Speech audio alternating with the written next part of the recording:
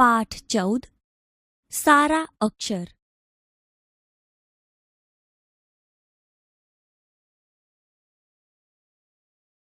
બાળ દોસ્તો, હવે આપણે લેખિકાના જીવન વિશે પરિચય મેળવીએ.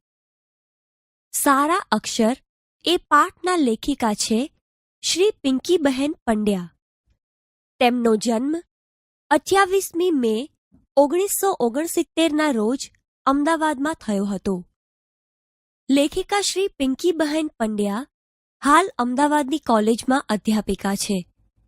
ગુજરાતી ધ્વનિ વ્યવસ્થા, ગુજરાતી કોશ રચના અને ગુજરાતીના સહાયક ક્રિયાપદો વિશે એમણે સંશોધનો કર્યા છે.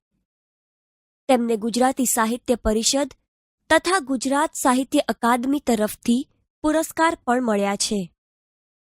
બાળ દોસ્તો, સારા અક્ષર એ પાઠમાં લેખિકાએ અભ્યાસની સાથે આપણા વ્યવહારુ જીવનમાં પણ સારા અક્ષરનું ઘણું જ મહત્વ છે તે વિશેની ચર્ચા અને સાથે સાથે સારા અક્ષર કાઢવા શક્ય છે તે વિશેની ચર્ચા પણ સંવાદ રૂપે રજૂ કરી છે.